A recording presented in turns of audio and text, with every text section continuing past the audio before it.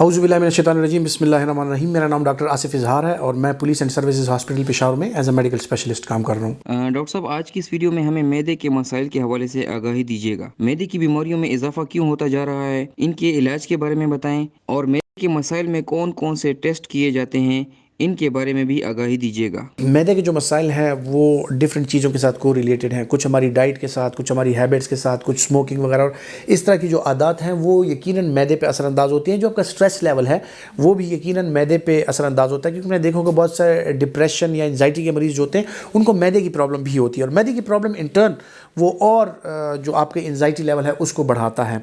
सो मैदा एक ऐसा अज़ा में से है जो कि आपकी पूरी बॉडी पे उसके असरात होने होते हैं।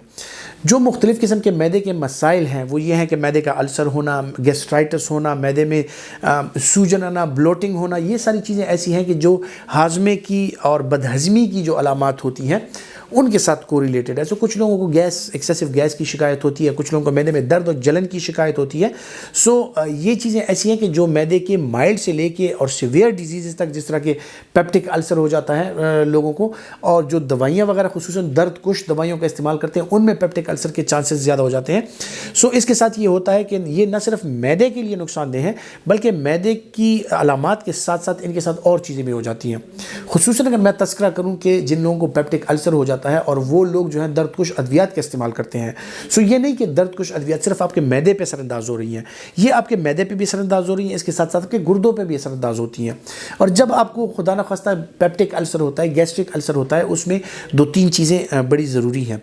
इन अल्सर्स के साथ आपको नज़र नहीं आता, लेकिन मुसलसल कुछ अरसे तक जो है तो आपके ब्लड जो होता है वो इन अल्सर्स होते हैं इनसे जारी रहता है और वो आपके पखाने में शामिल होता है, लेकिन बंदों को अंदाज़ा नहीं होता कि वो हो रहा होता है। और इसके लिए एक टेस्ट किया जाता है जिसको स्टूल फॉर अकल्ट ब्लड कहा जाता है, यानी स्टूल में जो पोशीदा ब्लड है उसका टेस्ट किया जाता है। तो अगर stool for occult blood positive है, इसका मतलब है कि कहीं ना कहीं से मैदे से या अंतड़ियों में से कहीं ना कहीं से ब्लीडिंग हो रही है। सो ये एक बहुत इंपॉर्टेंट टेस्ट है। जिन लोगों में मैदे के मसाइल हों और उनमें खून की कमी हो तो उनका ज़रूर ये टेस्ट कराना चाहिए। दूसरी चीज़ जो इसके साथ को रिलेटेड है, मैदे के जो मसाइल होते हैं उसके साथ साथ आपको मुख्तलिफ़ किस्म की चीज़ों का सामना करना पड़ सकता है, क्योंकि कुछ लोग ऐसे होते हैं कि जिनके मैदे के मसाइल की वजह से कुछ डाइट्स से उनको दूर रहना पड़ता है, उनसे परहेज़ करना पड़ता है। सो उसकी वजह से आपकी जो डाइटरी चीज़ों में कमी आ जाती है। सपोज़ कुछ लोग ऐसे होते हैं कि जो कि दूध का इस्तेमाल नहीं कर सकते अपने मैदे की बीमारियों की वजह से। सो उन लोगों में डेफिनेटली फिर कैल्शियम विटामिन डी की कमी का अंदेशा होता है। कैल्शियम विटामिन डी की कमी के साथ फिर खुदा न खास्ता जो हड्डियों की बीमारियाँ हैं, जोड़ों की बीमारियाँ हैं, ऑस्टियोपीनिया, ऑस्टियोपोरोसिस, उसका अंदेशा रहता है। इसी तरह मुख्तलिफ़ किस्म के लोग जो हैं मुख्तलिफ़ किस्म की सब्जियों का इस्तेमाल नहीं कर सकते, उसकी वजह से जो है तो और जो मसाइल पैदा होते हैं, जिस तरह के B12 deficiency, vitamin B12 deficiency की वजह से जो है तो जो आपकी आसाबी प्रॉब्लम्स हैं उनमें इजाफा होता है, जो आपकी स्किन होती है वो मुतासर होती है। और सबसे ज़्यादा जो एक चीज़ होती है वो होता है कि जो मैदे के मसाइल होते हैं उसकी वजह से आपको एनोरेक्सिया होता है, यानी भूख का ना लगना।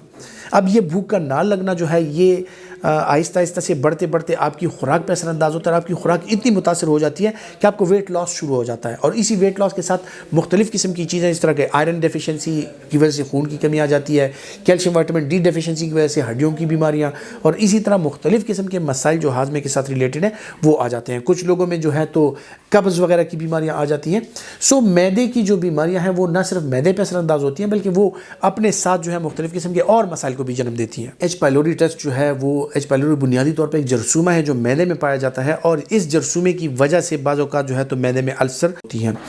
हमारे यहाँ असल में एक प्रैक्टिस चली आ रही है कि किसी को अगर मामूली हार्ट बर्न भी हो रहा है तो डॉक्टर उसका एच पाइलोरी ब्लड टेस्ट कराता है, ब्लड एंटीजन टेस्ट पॉजिटिव निकलता है, और उन बेचारों को मुसलसल एच पाइलोरी एरेडिकेशन थेरेपी पे लगाया जाता है, जो कि एक बहुत ही हेक्टिक चीज़ है, जिसमें आपको कुछ दवाइयाँ हफ्ते तक, कुछ 2 हफ्ते तक, कुछ दवाइयाँ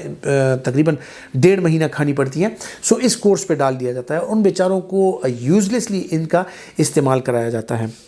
एच पाइलोरी का टेस्ट जो है वो जो बुनियादी टेस्ट है वो एच पाइलोरी स्टूल एंटीजन है। अगर आप H pylori stool antigen test करते हैं, पाखाने में इसका टेस्ट किया जाता है, अगर वो पॉजिटिव है तो इसका मतलब है कि आपके इंटेस्टाइन्स में या आपके स्टमक में एच पाइलोरी जो जरसूमा है वो मौजूद है और वो ज़िंदा है और वो एक्टिव है, तो उसके बाद आप उनको थेरेपी दे सकते हैं। लेकिन जो ब्लड का टेस्ट किया जाता है वो एच पाइलोरी एंटीजन का किया जाता है, और इसका हरगिज़ ये मतलब नहीं है कि अगर वो पॉजिटिव है तो एच पाइलोरी जो है वो एक्टिवली आपके स्टमक में मौजूद है और आप اس کو محض اس بنیاد پر ایچ پائلوری کی ٹریٹمنٹ دے دیں۔ تو اس کے لیے جو بنیادی ٹیسٹ ہے یوریا بریتھ ٹیسٹ کیا جاتا ہے، اس کے لیے H pylori stool antigen test کیا جاتا ہے اس کے لیے۔ اگر یہ ٹیسٹ پازیٹیو نکلتے ہیں اور آپ کے پیشنٹ کو سمٹمز ہیں یا آپ کے پیشنٹ کی انڈوسکوپی ہوئی ہے اور انڈوسکوپی پہ کہیں آپ کے پیشنٹ کو گیسٹرائٹس ہے یا اس پیشنٹ کو جو ہے تو پیپٹک السر ہے یا گیسٹرک السر ہے، تو ان لوگوں میں خصوصاً پیپٹک السر جن لوگوں میں ہوتا ہے اس کا 90% جو رول ہوتا ہے وہ ایچ پائلوری کا ہوتا ہے۔ تو اکثر اوقات جو گیسٹرک السر پیپٹک السر کے مریض ہوتے ہیں ان کو ہم پروفائلیکٹیکلی بھی ایچ پائلوری ایریڈیکیشن تھیراپی وہ کرا دیتے ہیں۔ لیکن جو عام لوگ ہیں جن کو صرف ہارٹ برن ہوتا ہے یا اور کچھ اس طرح کے مسائل ہیں، وہ بار بار ایچ پائلوری ٹیسٹ نہ کرائیں، اور اگر آپ کا ڈاکٹر سمجھتا ہے کہ آپ کو ایچ پائلوری کی وجہ سے گیسٹرائٹس یا پیپٹک السر کی ڈیزیز ہے، تو وہ آپ کے جو اور اسپیسیفک اور سینسیٹیو ٹیسٹ ہیں وہ کرا کے اس کو اندازہ ہو جاتا ہے کہ ایچ پائلوری ایکٹیو ہے اور اس کے لیے کب ایریڈیکیشن تھیراپی دینی ہے۔ یہ میرے کے جتنے مسائل ہیں وہ زیادہ تر جو ہیں ہماری ڈائٹ سے ریلیٹڈ ہوتے ہیں۔ تو سب سے بنیادی چیز جو ہے وہ آپ کی ڈائٹ ہے، کہ آپ کی ڈائٹ آپ کی صحت کے مطابق، آپ کی جو انوائرمنٹ ہے اس کے مطابق، آپ کی ایج کے مطابق اور آپ کی ایکٹیویٹی کے مطابق ہو، اور آپ کی ڈائٹ جو ہے وہ ایک بیلنس ڈائٹ ہو جس میں پھل، سبزیاں، چکن، مچھلی، دودھ وغیرہ سب کچھ شامل ہو۔ لیکن اگر یہاں پہ میں ذکر کروں تو ایک چیز جو ہیبٹس ہیں ان کے حوالے سے اگر میں ذکر کروں تو یہاں پر نبی کریم صلی اللہ علیہ وآلہ وسلم، ان پہ لاکھوں کروڑوں درود و سلام، ان کی جو لائف سٹائل ان کا تھا اور ان کی جو سنت ہے اس پہ اگر آپ عمل پیرا ہوں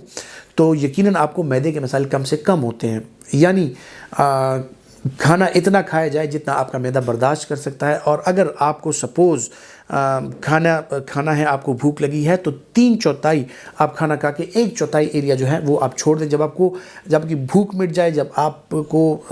کی بھوک مٹنے لگے اور آپ کو سمجھ آ جائے کہ آپ کھانے سے سیر ہونے والے ہیں، اس دوران اٹھ جایا کریں۔ یہ نہیں ہے کہ آپ اتنا کھانا کھا لیں کہ آپ کو اٹھنے کی بجائے اٹھانا پڑ جائے۔ یہ چیزیں بہت زیادہ ضروری ہیں کہ آپ کے کھانے کی مقدار کیا ہو، آپ کے کھانے کی ٹائمنگز بہت زیادہ ضروری ہیں، کھانے کے دوران وقفہ بہت زیادہ ضروری ہے، کھانے کے بعد ایکسرسائز بہت زیادہ ضروری ہے، اور اپنے کھانے کو اس طرح وہ کرنا ہے کہ آپ کی جو ایکٹیویٹی ہے اس کے مطابق آپ کا کھانا ہو۔ اور کھانے میں جس طرح میں نے پہلے ذکر کیا، جو بنیادی چیزیں ہیں، جو اجزاء ہیں ایک بیلنس ڈائٹ کی، وہ ساری چیزوں کا موجود ہونا بہت ضروری ہوتا ہے۔ اگر ان چیزوں پر آپ عمل کرتے ہیں، صاف ستھری خوراک لیتے ہیں، ایکسرسائز کرتے ہیں، پھل سبزیوں کا، چکن مچھلی کا استعمال کرتے ہیں، تو یقیناً یہ چیزیں جو ہیں آپ کے معدے کی صحت کے لیے اور آپ کے صحت کے لیے جو ہیں وہ بہت بہترین ہے۔